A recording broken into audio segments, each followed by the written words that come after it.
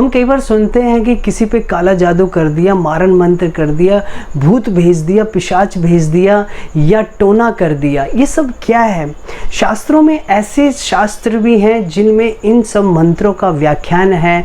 ये मंत्र जो तांत्रिक लोग करते हैं, ये जो मारक शक्तियों के मंत्र होते हैं, जिन शक्तियों के द्वारा, जिन मंत्रों के द्वारा कहीं दूर बैठकर भी किसी व्यक्ति की जान ली जा सकती है, ये कोई अच्छे काम नहीं है। देखो, शक्तियाँ दो प्रकार से प्रयोग की जा सकती हैं, किसी की भलाई के लिए या किसी की बुराई के लिए, किसी को बचाने के लिए या किसी को मारने के लिए।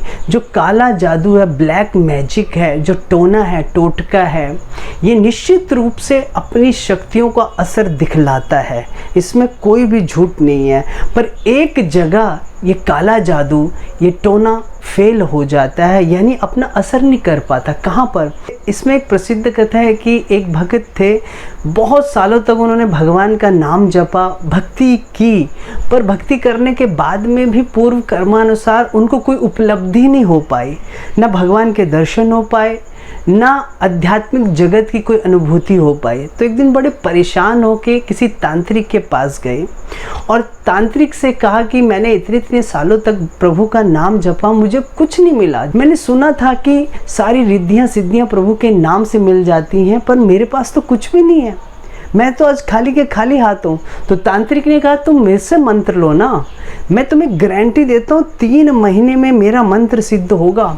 जिस भूत को, जिस पिशाच को तुम बुलाना चाहोगे तुम्हारे सामने आ जाएगा। जौन सी रिद्धि सिद्धि तुम्हें चाहिए तुम्हें मिल जाएगी।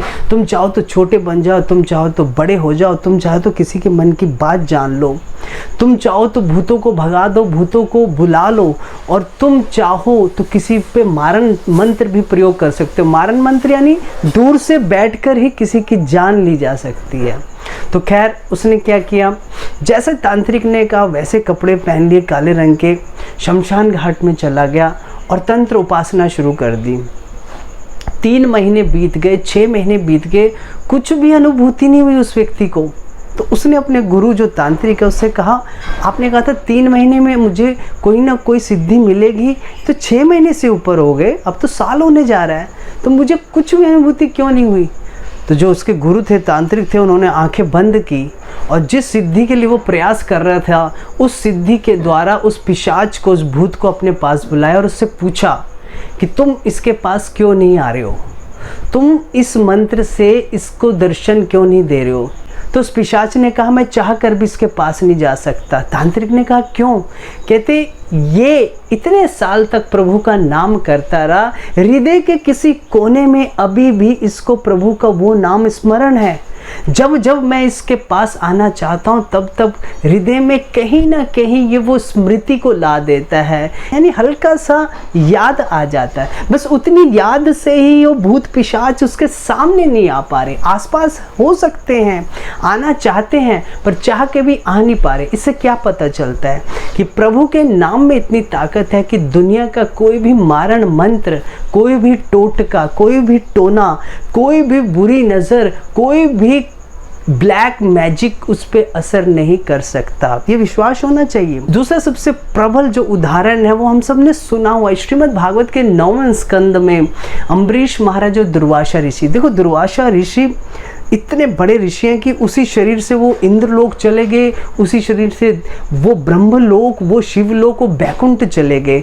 और कितने ज्ञाता हैं तंत्र मंत्रों के, मारण मंत्रों के, कि अपनी जटा का एक बाल खींच के धरती पे पटका और वहीं से कृत्या नाम की पिशाचिनी प्रकट हो गई। आप सोच सकते हैं इस समय दुनिया में कितने तांत्रिक हैं, किसी के पास ऐसी शक्ति है कि अपने बाल से पिशाचिनी को प्रकट कर दे?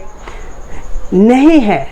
ऐसे तंत्र मंत्र के ज्ञाता दुर्वासा जी भी अम्बरीश महाराज का कुछ बिगाड़ नहीं पाए। इवन कि जब वो उनको मारने के लिए गए, वो उनको मारना चाहते हैं, भगवान के सुदर्शन चक्र ने अम्बरीश महाराज की रक्षा की और उल्टा दुर्वासा जी के पीछे पड़ गए। यानी जो व्यक्ति कृष्ण भक्ति करता है, प्रभु का नाम जपता है, उसे तो डरने की जरूरत ही नहीं किसी चीज से। दुनिया में वो निश्चिंत रूप से कहीं पर भी जा सकता है, उसको कोई बाधा नहीं है। उस पे किसी भी मारण मंत्र का असर नहीं हो सकता अगर वो प्रभु भक्ति में सुदृढ़ विश्वास करता है और प्रभु के नामों पर उसको पूरा विश्वास है।